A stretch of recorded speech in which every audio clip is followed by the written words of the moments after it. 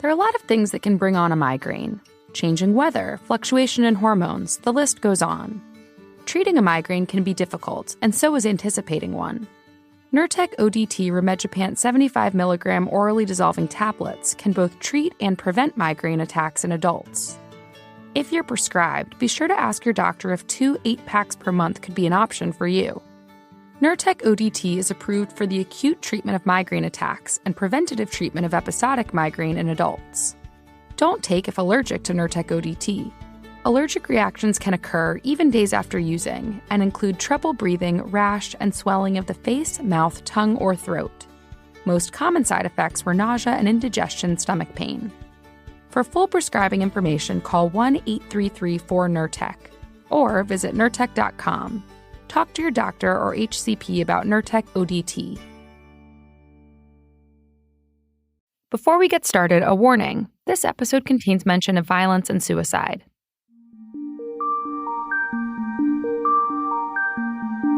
Hello. From Wonder Media Network, I'm Jenny Kaplan, and this is Womanica.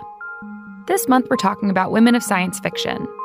These women inspire us to imagine impossible worlds, alien creatures, and fantastical inventions, revealing our deepest fears and hopes for the future. Today we're talking about a complex woman who had careers as an artist, pilot, and CIA analyst before entering the world of science fiction. Using a masculine pen name, she anonymously used her stories to explore alternative views of gender, aliens, and dark feminist dystopias. Let's talk about Alice Bradley Sheldon. Alice Hastings Bradley was born in 1915 in Chicago. Alice's early life was unconventional and action-packed. As a child, she traveled across India and Africa with her explorer parents, before eloping at the age of 19.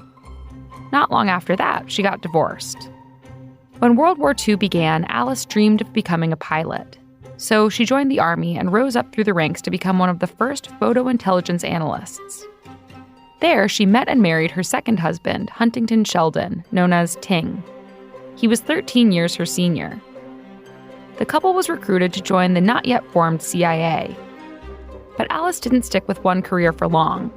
After just a few years with the CIA, she decided to go back to school and get her PhD in experimental psychology. Alice's life seemed full of adventure from the outside, but internally she was struggling. From childhood onward, she experienced running bouts of depression and self-harm. As her marriage changed over time, she also grew more despairing. She would often write letters to friends sharing her desires to end her life and her husband's. She also developed crushes on women that she never allowed herself to act on.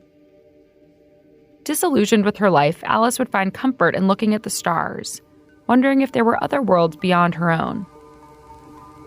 She also started writing, and she submitted her science fiction manuscripts to editors. To protect her identity and to avoid being yet another first woman in a male-dominated field, Alice adopted the male pseudonym James Tiptree Jr. To her surprise, her stories were accepted, and she decided to take this new career seriously.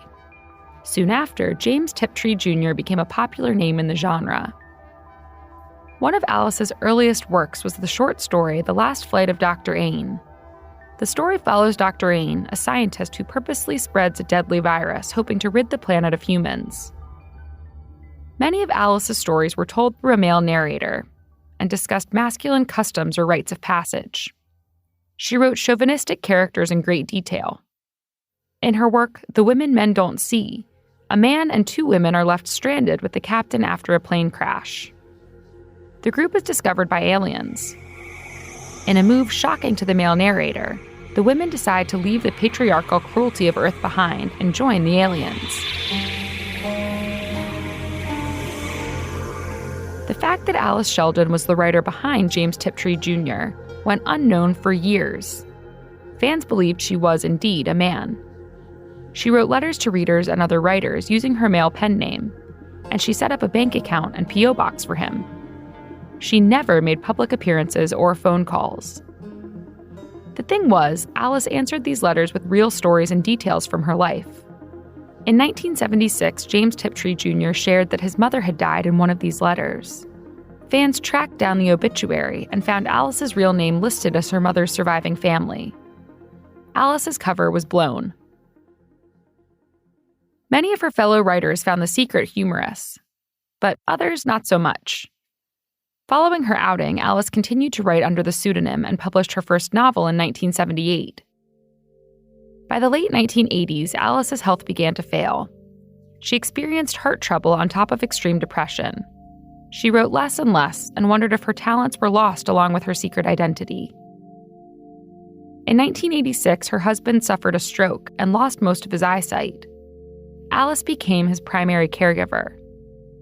On May 19, 1987, Alice shot and killed her husband while he slept, and then she shot herself.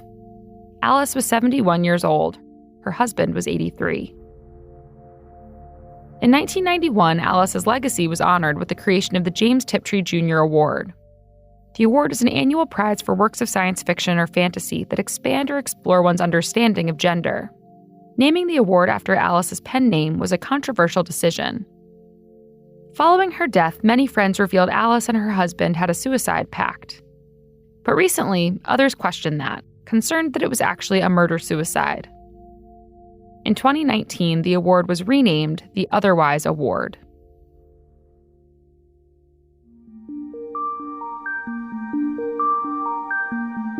All month, we're talking about women of science fiction. For more information, find us on Facebook and Instagram at Womanica Podcast.